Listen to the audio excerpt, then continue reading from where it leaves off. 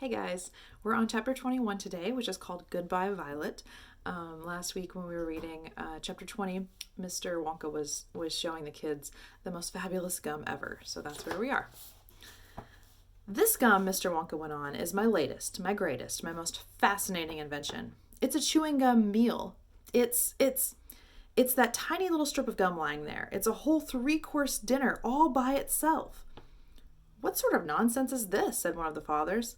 My dear sir, cried Mr. Wonka, when I start selling this gum in the shops, it will change everything.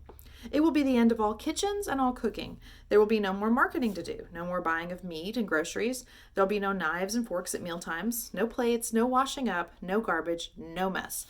Just a little strip of Wonka's magic chewing gum, and that's all you'll ever need at breakfast, lunch, and supper. This piece of gum I've just made happens to be tomato soup, roast beef, and blueberry pie, but you can have almost anything you want. What do you mean it's tomato soup, roast beef, and blueberry pie? Said Violet Beauregard. If you were to start chewing it, said Mr. Wonka, then that is exactly what you would get on the menu. It's absolutely amazing. You can actually feel the food going down your throat and into your tummy, and you can taste it perfectly. And it fills you up. It satisfies you. It's terrific. It's utterly impossible, said Veruca Salt. Just so long as it's gum, shouted Violet Beauregard. Just so long as it's a piece of gum and I can chew it, then that's for me. And quickly she took her own world record piece of chewing gum out of her mouth and stuck it behind her left ear. Come on, Mr. Wonka, she said. Hand over this magic gum of yours and we'll see if the thing works. Now, Violet, said Mrs. Beauregard, her mother, don't let's do anything silly, Violet. I want the gum, Violet said obstinately. What's so silly about that? I would rather you didn't take it, Mr. Wonka told her gently. You see, I haven't got it quite right yet. There are still 1 or 2 things. Oh, to heck with that, said Violet. And suddenly, before Mr. Wonka could stop her, she shot out a fat hand and grabbed the stick of gum out of the little drawer and popped it into her mouth. At once, her huge, well-trained jaw started chewing away on it like a pair of tongs. Don't, said Mr. Wonka. Fabulous, shouted Violet. It's tomato soup. It's hot and creamy and delicious. I can feel it running down my throat. Stop, said Mr. Wonka. The gum isn't ready yet. It's not right. Of course it's right, said Violet. It's working beautifully. Oh my, what lovely soup this is. Spit it out, said Mr. Wonka.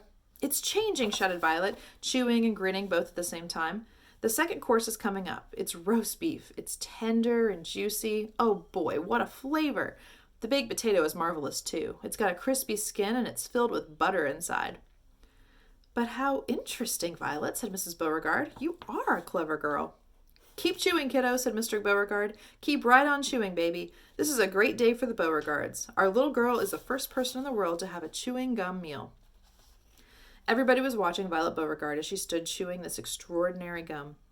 Little Charlie Bucket was staring at her absolutely spellbound, watching her huge rubbery lips as they pressed and unpressed with the chewing, and Grandpa Joe stood beside him, gaping at the girl. Mr. Wonka was wringing his hands and saying, No, no, no, it isn't ready for eating. It isn't right. You mustn't do it. Blueberry pie and cream, shouted Violet. Here it comes. Oh my, it's perfect. It's beautiful. It's exactly as though I'm swallowing it. It's as though I'm chewing and swallowing great big spoonfuls of the most marvelous blueberry pie in the world. Good heavens, girl, shrieked Mrs. Beauregard suddenly, staring at Violet. What's happening to your nose? Oh, be quiet, Mother, and let me finish, said Violet. It's turning blue, screamed Mrs. Beauregard. Your nose is turning blue as a blueberry. Your mother is right, shouted Mr. Beauregard. Your whole nose has gone purple. What do you mean? Said Violet, still chewing away. Your cheeks, screamed Mrs. Beauregard. They're turning blue as well. So is your chin. Your whole face is turning blue. Spit that gum out at once, ordered Mr. Beauregard. Mercy, save us, yelled Mrs. Beauregard. The girl's going blue and purple all over. Even her hair is changing color. Violet, you're turning violet. Violet, what is happening to you? I told you I hadn't gotten it quite right, sighed Mr. Wonka, shaking his head sadly.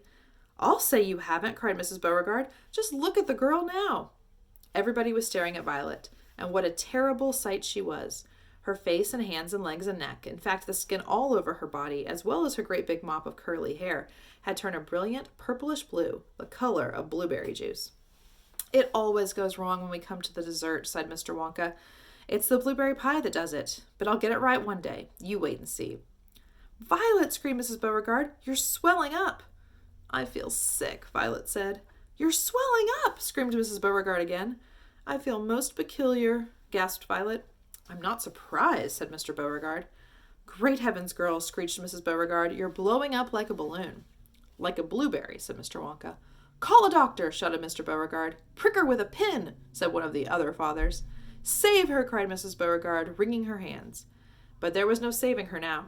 Her body was swelling up and changing shape at such a rate that within a minute it had turned into nothing less than an enormous round blue ball, a gigantic blueberry, in fact.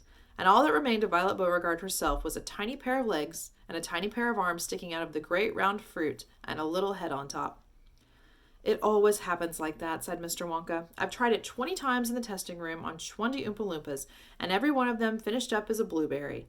It's most annoying. I just can't understand it. But I don't want a blueberry for a daughter, yelled Mrs. Beauregard. Put her back to what she was this instant.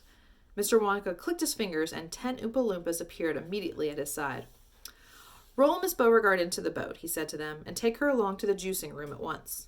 The juicing room, cried Mrs. Beauregard. What are they going to do to her there? Squeeze her, said Mr. Wonka. We've got to squeeze the juice out of her immediately. After that, we'll just have to see how she comes out. But don't worry, my dear Mrs. Beauregard. We'll get her repaired if it's the last thing we do.